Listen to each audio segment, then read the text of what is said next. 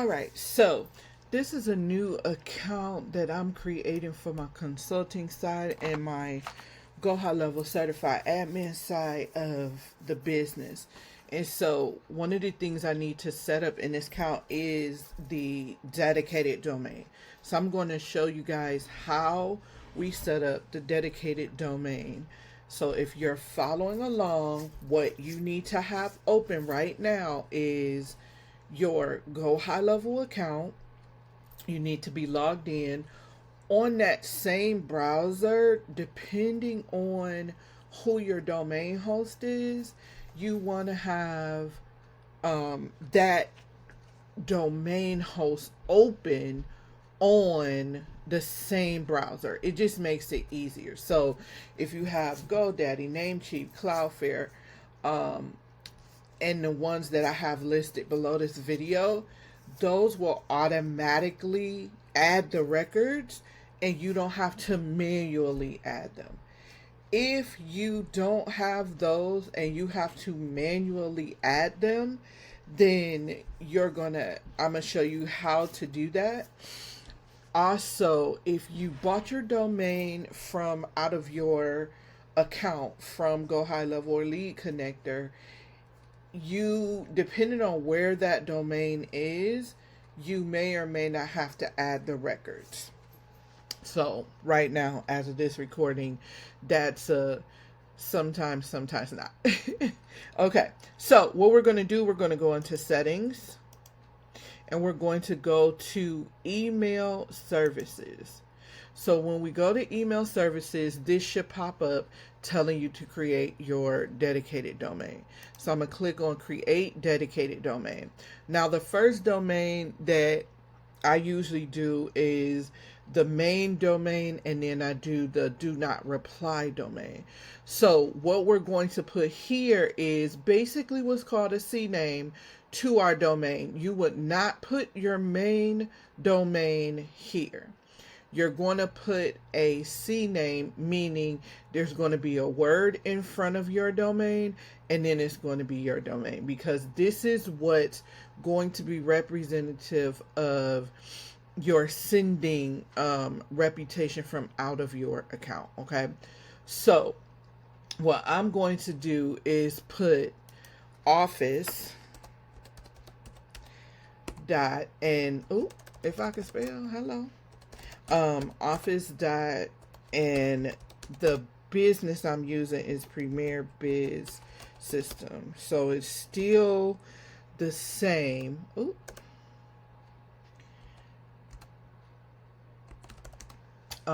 Matter of fact, I'm gonna put Office 2 because I already have Office 1.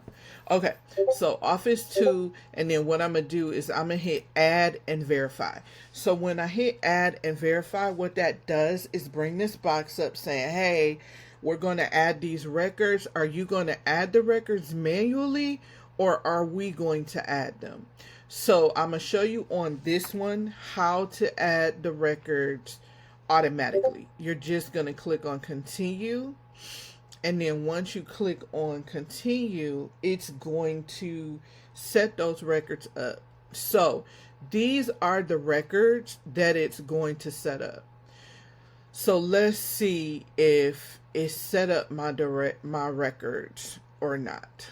So let's click verify and see what happened. Okay, so it didn't do it. What we can click on is to say auto configure DNS and click continue. And let's see what happened. I don't know why it's not picking it up. All right, so it's telling me I need to put these records in manually. So what I'm going to do is I'm going to go over here to my GoDaddy. I'm going to go to my domains. Okay, gotta log in. Let me pause it while I log in. Okay, so from GoDaddy, I'm gonna click on domains here, and this one's okay. So what I see is I removed that domain from here. So what we're going to do is go out of GoDaddy. Okay, so this is a perfect example. I purchased my domains inside of High Level. So see how it didn't recognize that, but it's in a whole different account. So what I need to do is come here, see how this says internal. I move my domains from GoDaddy into Go High Level. So now what I need to do is go here and say DNS records. All right. And so now I have access to my DNS records. And so what I'm going to do is go over here and I'm going to copy this first record, which is a text record. And I'm going to copy the host and the required value. So I'm going to hit copy here. I'm going to go back. I'm going to add a record. And I'm going to click on this drop down and say text. So the first thing I need to do is paste in what I did for host. And then I'm going to copy the required value. Okay. All right. And so I'm going to leave the TTL, which means time to live, leave it as is, and click save. So now I've updated my first record. I'm going to go over and do the second one. So if you're doing this with me, pause and do your first text record in your system. The next text record is this one. So I'm going to click on here.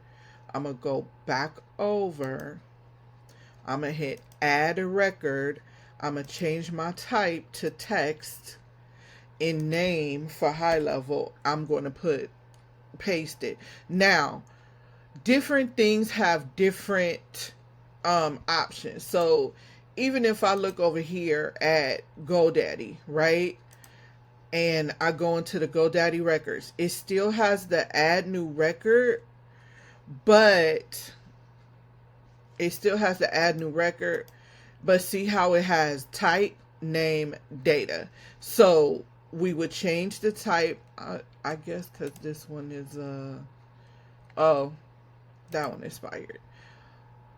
How about you going one that's not expired? Oh, I got to move this. I'm going to do a video on how to do that as well. So see how this says add new record, choose option. I will paste the name here and I will put the value there. I just wanted to show you the difference. So now I have my text record name. I'm going to go back over here and I'm going to copy. So if you understand how to do this, you can go ahead and go past this and to the verification part of the video. Otherwise, I'm going to do this for those who don't know or have no idea how to do this. All right, so now we have these two records. Our next record is our CNAME record. So the type is CNAME. So I'm going to click here to copy.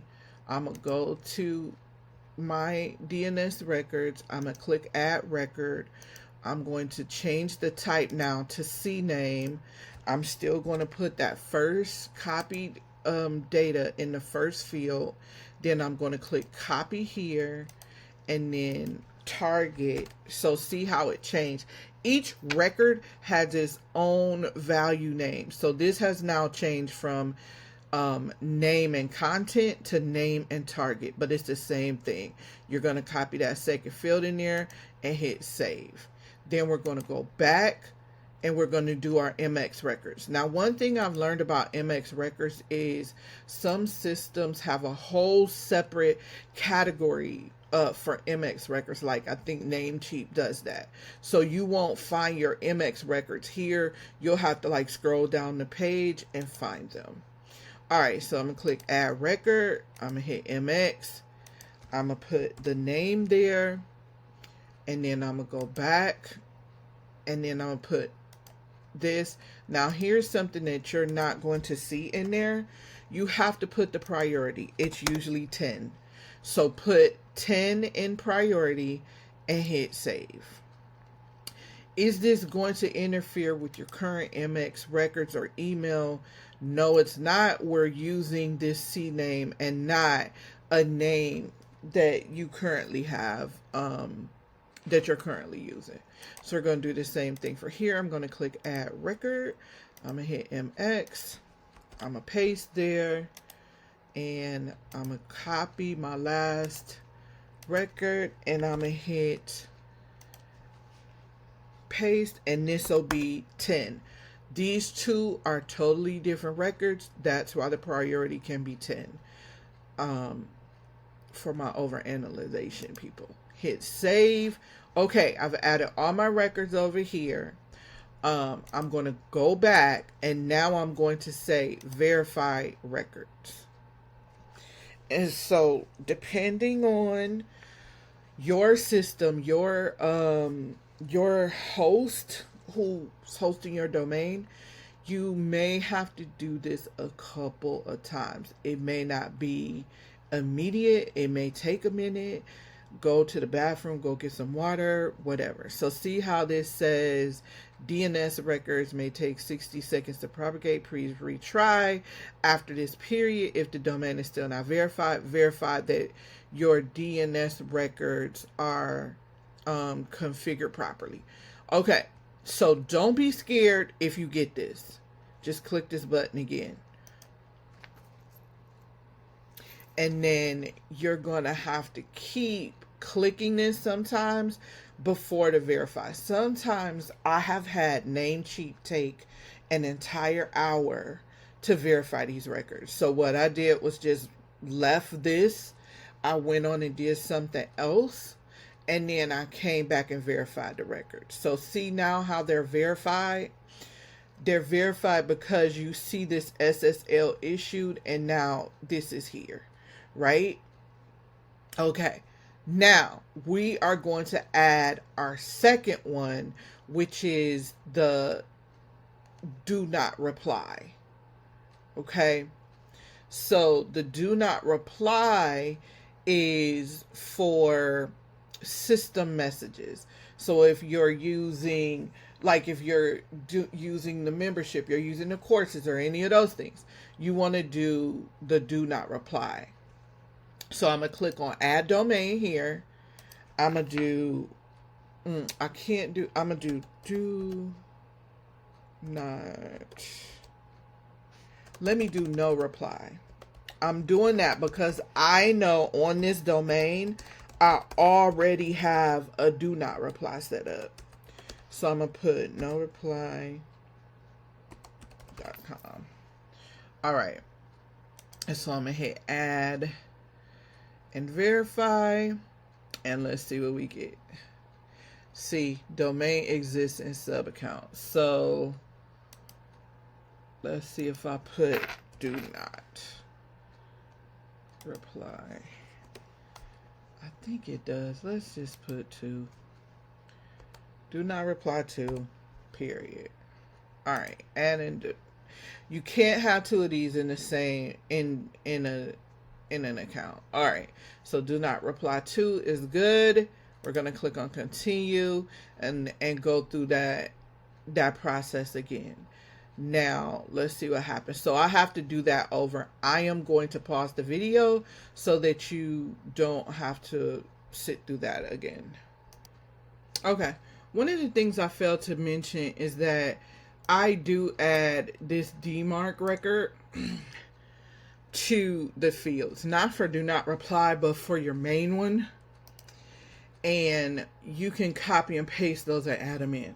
So now that our domains are set up, now we need to configure them. So click on domain configuration. And what this is saying is for these individual sections of the system, what domain are we sending from, right? So let's just say you have workflows. You can send from a specific domain. So you could set up something else and have it come from that domain in different sections of the system, right? So what we're going to do is select what domain we want. All right. And you can split it to have it do like 50% of this domain, 50% of that domain. One-on-one conversations is your conversations tab. So when you're emailing from your conversations tab, that's where that's coming from. Your campaign is in marketing and campaign when you're sending campaigns. This is super important. You want to make sure, because this is where most people are doing their email marketing from here in workflows. So you want to make sure that you set that up properly from there. And so the default dedicated domain, I'm going to leave as office. Okay. All right. And so now you don't have to click save. These are done. Your dedicated domains are set up. And so when you're sending out messaging, now it's going to use your dedicated domain. For the header, you can set this up. I choose not to because sometimes I may be emailing from a different email address and it will not let you do that if you set the domain header, but that's definitely up to you. And so now, as you see, embedded into the servers, they already have the warm up that'll happen. So as you send emails, it will warm up this domain for you to give you better probability of staying out of the promotions in the spam folder. All right. If you have any questions, definitely drop them in the community and let us know.